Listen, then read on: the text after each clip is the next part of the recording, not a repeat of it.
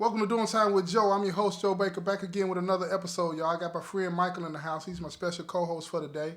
And what we're going to be doing, we're going to answer a few questions from a student in Utah from this program that Michael and I are participating in, where we answer questions sent to us through the mail by students at a college in Utah. I think this is going to be an informative episode, and I hope that you enjoy it.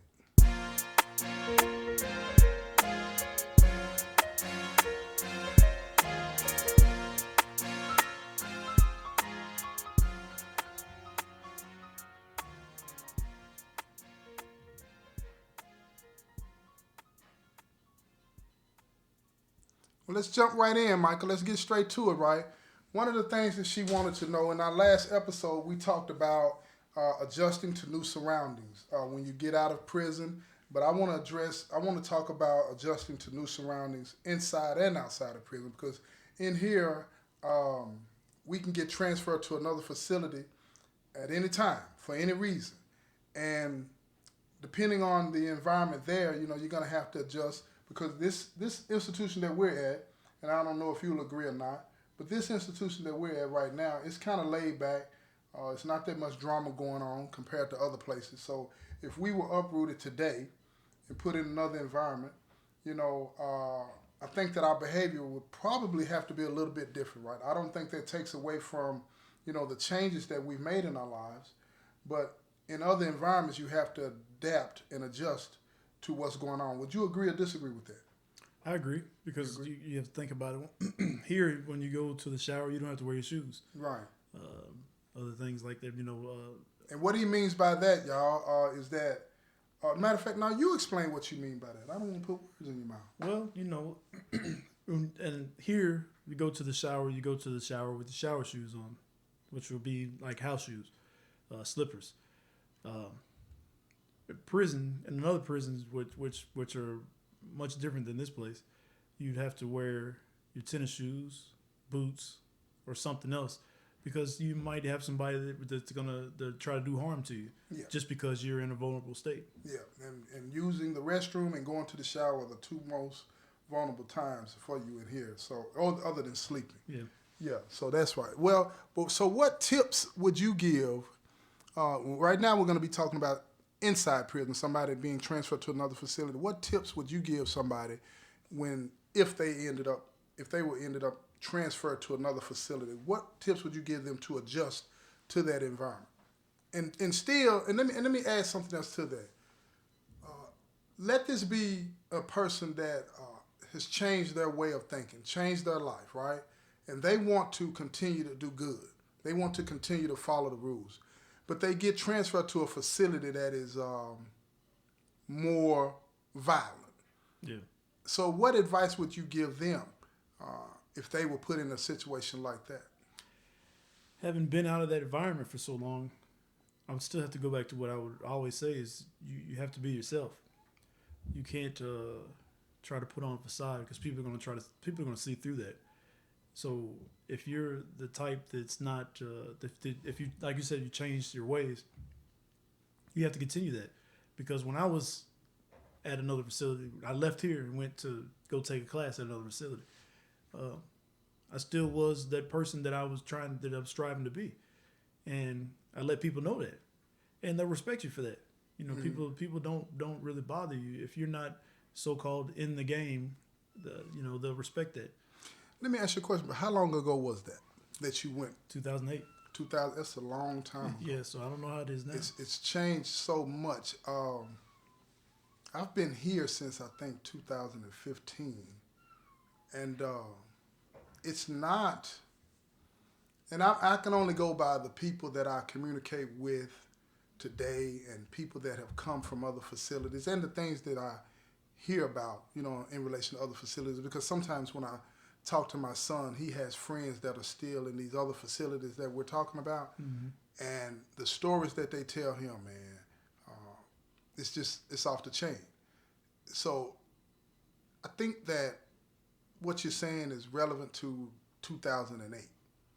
Well, I don't know about today Well, some of these Mississippi places. just came back from Okay, what from did he South say? Central. He Yeah, just came back from South Central, and he was down there for 6 more years because they got Yeah. caught up in the thing. So he was down there for And 6 years. Mississippi, when he says Mississippi, he's talking about a friend of ours that's the nickname that we've given him.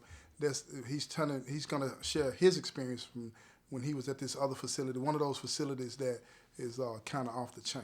Yeah, and of course he says that it was, but he carried himself accordingly like he was. He's one of Jehovah's Witnesses, so he carried himself in accord with his principles. And he didn't have the bother. But of course, he still saw all the stuff that was going on. But nobody bothered him. Yeah. Nobody bothered him. And I do believe that there are some exceptions, but for example, let's talk about Trousdale. It's a prison in Tennessee that is considered to be one of the most violent prisons in the state. Yeah. They had a situation happen down there where somebody, one inmate stole from another, and they chopped his fingers off.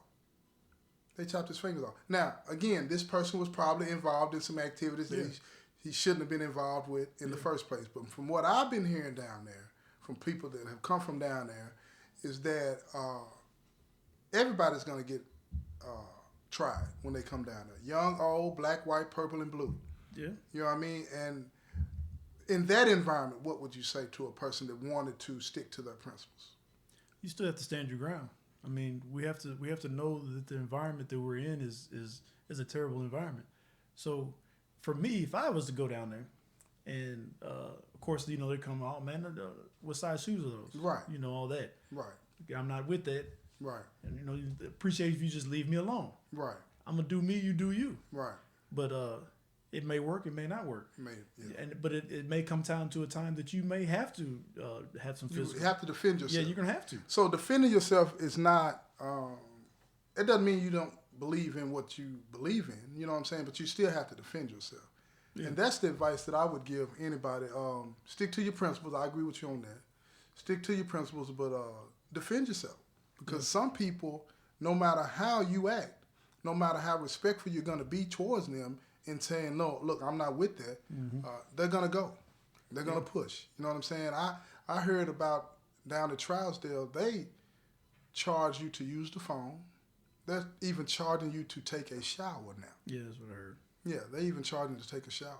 And I was talking to somebody about that earlier today, and it dawned on me that, okay, if it's getting tighter for certain individuals to get contraband in, right? Their habits, the way they have gotten accustomed to living doesn't change because it's getting tighter and harder to get stuff in. Yeah. So they've had to find a way to get some kind of income, create a revenue stream. And that's what, stuff like that does in here. But yeah, I would still say stick to your principles, but defend yourself, no matter what environment that you're in. And hopefully you can be a beacon of light for some people. But what advice would you give? Let's go outside the prison. When you get out and you don't want to go back to the hometown that you're from, but you what advice would you give somebody as far as changing their surroundings, changing their environment out there? It's like my mother used to say, it doesn't matter where you go, if you still have that same mindset, you're going to find those same people in that new city that you're in. Yeah. Because I used to tell her all the time, why don't you let my little cousin come down here and he could change his ways? He's still got that same mentality. He's not going to change his ways because he's got that same mentality. So it goes down to with what you want out of life is what, it doesn't matter where you're at. It doesn't matter where you go. Yeah. It comes down to doing that. Yeah, I always say you can't run from yourself. Yeah. Yeah, the person that you are in Nashville is going to be the same person in Texas or Utah or wherever you go, right? You got to change. It's about you and not the surroundings. But I will say this. For somebody that does want that opportunity to do better and they think that it would be a better fit for them to just try something new and go to another place, give yourself a chance. I know that when you first get there, my son, when he got out, and my son did 10 years in here. When he got out, he decided after a couple of years that he needed to leave Tennessee. So he moved to Texas. Yeah. And he's thriving. And I totally agree with that because for me, I'm going where the best opportunity is for me. Right. The best opportunity for me to live and to be trouble free. I'm going to the best environment for me. So whether that be here or whether it be back home in Michigan or Montana. Yeah, wherever. I'm going. Yeah, because that's what my son said. He moved away because he told me, I'm gonna just keep it 100. He told me, he said, Dad, I don't want to get killed, and I don't want to have to potentially kill somebody. Yeah, most definitely. He said because it's that's what it is. Even though my son had changed and all of the things that he was doing, people that grew up with him and knew him, he thought they were going to embrace his change and love him for being a different person. They were angry with him. Oh, I got laughed at. What do you mean? Shut it. This so-called friend of mine, I was talking to him some years back, and I was telling him, I'm going to Jehovah's Witnesses now, so I'm not with that anymore. Right. He's like, "Oh man, you're crazy, man. I did Christmas. You guys don't celebrate Christmas. Yeah, we don't celebrate any holidays." He said, "Oh man, Christmas ain't really for the kids. It's for us. I love Christmas time. I couldn't be a Jehovah's Witness because you don't do Christmas." He couldn't respect it. So is that the reason? I mean, come on. So you're just saying that you don't want to change. You don't want to change. That's right. Yeah. That's right. And a lot of people are like that. They'll use all other excuses, but that's the bottom line. They don't really want to change. Yeah. Another question that she had for us is that the system is failing, right? And I think that that's an accurate statement. I think it's an understatement if you ask me. So what do you think could be done to make the system better? Do you think mandating programs, whatever, what do you think would make the system better? I'll let you go first on that. Well, I say, like we had the conversation last week where we were talking about this, that to fix something like this system, you'd have to tear it down and start over. Mm-hmm. I mean, so with that being said, say they do make programs mandated, yes, and all this other kind of stuff. The person's going to want to have to work that program to make that change. Yes. Instead of just using this program just to get out, like you said before. Right. Just using, I need this to get out. Right. No, you need this to change your ways. Right. What is it? Thinking for a change? Yeah, thinking for a change. If people took that literally, thinking for a change, because when we were on the streets, we weren't thinking. Right. So now we need to think for a change. So that's what they need to do. Right. So those programs aren't going to do any good unless a person really wants to utilize the program, like trades, like something people don't really realize what they like to do until they do it, until they've been exposed to it. So they need to try to dabble and use what it is. I didn't know that I liked HVAC as much as I did until I did it. Till you did it. Yeah. So and now it's a passion. So yeah, you love it. Yeah, love it. So that's what it's going to have to come down to. It's going to have to come down to people's want to change, but people don't want to change if you just keep kicking them down. That's true. Because some people don't see it. Some people don't see it right. There's a story that's told us about this farmer and a goat. The farmer dug a hole in the field, and the goat fell into the hole. Right. So the farmer's filling the hole in. He's filling his hole back in. He doesn't see the goat down there. Right. But the goat was smart. Every time the dirt was thrown on him, he would shake it off and stomp on it. Right. Shake it off and stomp on it. Shake it off and stomp until he was able to get out of the hole. Got it. So are we gonna let the system bury us, or are we gonna claw our way out of the system? That's the question that we need. That's the question. Well, I agree with you. I'm gonna do what the goat did, but here's the thing: the programming won't work unless the individual understands the benefit of it. But before the programming, I think that therapy should be required. But I don't think you should force people in it. So it sounds like I'm talking out of both sides of my mouth. Therapy will help you understand why you think the way you do about certain things. I'm going to give you a story that I hope illustrates my point. I was talking to a person that works at this facility the other day, right? And they told me that they were going into a grocery store. And on their way into their grocery store, they passed by this homeless man. And the homeless man asked them for some money. And this person walking by them said, "I ain't got no money." He lied to him, went into the store. Mm-hmm. And he said it bothered him that he lied to this man. and he went on about his business. And then he went to church that weekend, and he said it continued to bother him. He's like, why did I tell that man a lie? It was eating him up, you know what I'm saying, about why he lied to this person. So he went back to this store, couldn't find this person. I don't know what he was going to do. But while we were talking, he said, why did I lie? And then I said, well, you're not going to be able to change that behavior, that lying part, unless you understand why you lied. And I said, do you think you might have lied because you saw this person as somebody that wasn't working and you didn't want to give them your hard-earned money? And he's like, no, that wasn't it. I said, were you concerned that this person might take the money and go buy alcohol and drugs? And he said, that's it. He said, that's what was really on my mind when he asked me that. This person here is probably trying to get high and asking me for money. So I said no. I said, this is what, in my opinion, happened. It happened to him and it happens to a lot of people, is that we've been deceived into believing that another human being, under whatever circumstances, is not worthy of our attention.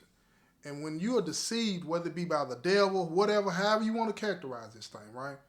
When you're being deceived, it'll lead you to lie.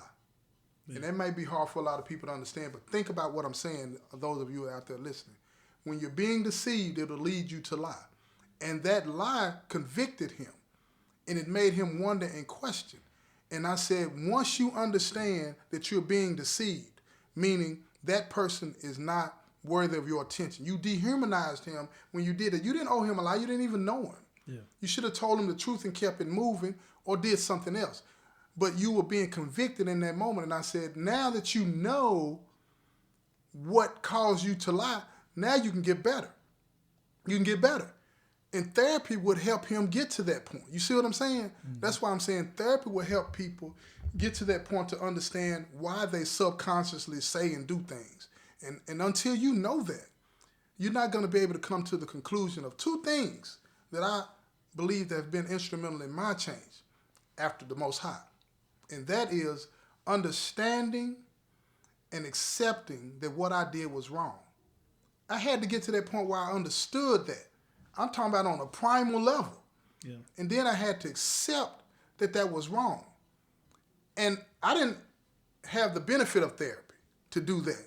It was just that I was on a journey to understand myself better, and I do an evaluation of myself every night, what my day was like, what I was thinking, all of this and that, because I want to understand me. I'm very curious about the way I think about all types of things. But until you decide to dig deep in that way and understand why you do things, you're getting on that cognitive level. And once you start to understand that, then you can address the change. So my thing would be that what can make the system better, and I hope that I explained that well enough for you to understand, everybody out there listening. My thing would be that therapy should be something that not forced on people, because you got to want to do that. You got to be curious about what's going on with you. But therapy should be included in your sentence.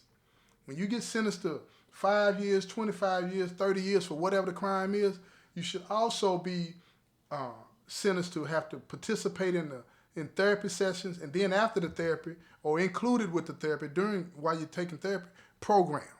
And that should be used as an incentive that can reduce your sentence to get out. Because if you get into that therapy, it's almost like what you said about HVAC. You didn't know you liked it until you liked it. Yeah. You understand what I'm saying? You get into some therapy, as long as you're comfortable, and there are a lot of things would have to change, because in these institutions, man, you go talk to somebody you think it's a private conversation. You find out later on the whole compound knows that you suffer from bipolar disorder or something like that. You feel what I'm saying? Yeah. So a lot of things would have to change. But if people could get the type of help, the mental health help that they really need to understand why they do what they do, then those programs will become more valuable to them. And then in that, if a person participates in all of that over the course of years, whatever it takes, then they should be able to get out earlier than. So what do we do? What do we do for the people that don't want to change, that want to keep living the street life, Well, speak. again, that's why these programs, including the therapist, should be an incentive. If you want to reduce your time served, then you should want to participate in these. But what I'm saying is that I hope that a person could get into that, and you need good therapists, people that would be able to poke holes and get through the bull crap. Because most people in prison, look here, we're almost like therapists. We know how to manipulate and use and con our way. The best psychiatrist from Harvard could come down, and the best con in here could trick that psychiatrist. You understand what I'm saying? So we need therapists that can poke a hole in that and make us confront what's really going on. It's going to take some work, and it'll take some people that have to be dedicated more so to the health of the individuals in the program. They would have to be more concerned about the individuals than the prison. Because right now you got a situation where the people that do the things that they do as far as mental health or whatever, they're more concerned about security. You understand what I'm saying? Yeah. Their focus is on security first, the people second. It would have to switch around. But you have, the truth is, some people are not going to want to do it. And some people, if they don't want to do it, don't force them. But they have to do that sentence. And the administration has to definitely get away from this them versus us mentality. That has to change. As far as, what we were talking about the other day. Inmate this, inmate that. But we know when an officer is calling the yard and saying somebody's going up out of the unit with a pass, they know it's not an officer. They know it's not anybody on staff. So why do you have to say I have an inmate leaving instead of just I have a person leaving the unit with a pass in hand? So what you're saying is that from the beginning until the day you walk out that fence, that process of dehumanization should be taken away. Yeah. You know what I'm saying? That's a small example, but that's important. Think about that over the course of years, and then decades. That's all you being identified as. You understand what I'm saying? It starts to wear on you. Yeah. Because that word has a whole lot attached to it, and you'll start to live up to what that means. And you start thinking, well, this is what I am. This is what I am. What I am. Absolutely. Yeah, Absolutely. Well, you got anything else you want to say? Just the fact that if the United States really wants to change the penal system, don't you have good examples from like when we watched that one from Germany and stuff? We were watching Denmark. Yeah, they had the maximum security. People had an actual kitchen. Yeah. You know what I mean? So you have examples if the United States really wants to change the penal system to make things for a difference. Absolutely. I think that the prison system in America is doing exactly what it was intended to do: punish. Yes. Take corrections out of it and just put it as punishment. Straight punishment. Now, the paperwork says to make our communities safer and rehabilitation, but we all know, not just people in prison, but people outside of prison, we all know that it's not working. If you think you can punish a person into being a better person, you have been told wrong. A lot of lawmakers think that, though. Yeah, they do. But the question is why? The evidence is there. They think just because, like this Memphis jogger guy, if he didn't get out these 4 years earlier, this woman would be alive. Absolutely true. Yeah. But that would on one level, she may be gone 4 more years from now, or somebody else may be gone 4 more years from now. But see, what were they doing? How many years did he serve? However many years it was, 10, 15, 12, whatever it was. What were they doing, the system doing, by way of rehabilitation those years he was here? Nothing. He had to go to work like everybody else does in here. He was doing the things that were supporting the system. Yeah. So he didn't have time to focus on his growth. You feel what I'm saying? And the system didn't offer him anything that would help him to see that behavior that he was participating in here, right up under their noses, was detrimental to him and then potentially to his victim. You know what I'm saying? Exactly. No, they got to get away from that, because I think that a lot of people, I don't know, it surprises me, man, that the system holds on to this idea of punishment first. You know what I'm saying? This is what's going to do. But the punishment is what the judge and the jury said. We're going to separate you from society for X amount of years. That is the punishment. Now, once you get put into the custody of the state, then that's when the rehabilitation or restoration should be taking place. Yeah. You feel what I'm saying? Take the politics out of it. I understand all of that, but take the politics out of it and say, look, the things that we're doing, the programs and things that we're offering them is going to make our communities safer. You feel what I'm saying? And look, y'all, check out this. I did a show about why prisons don't work. And I can't right now remember the exact day that it's going to air, but check that out. And it'll give you some more insight on what I think about this, right? But, Michael, unless you got anything else that you want to say, I'm going to wrap this episode up, man. And you got anything else you want to say? That's good. We're good. I really appreciate you doing this, man, as always. I hope we get some more in, you know what I'm saying, before you go home and whatnot. And I hope that all of you out there that's listening, especially those students in Utah and Miss Nicole, thank you. I hope that you enjoy this episode, and I hope that the information that we've provided to you is helpful in your studies. This has been another episode of Doing Time with Joe. I'm your host, Joe Baker, and I say peace, y'all.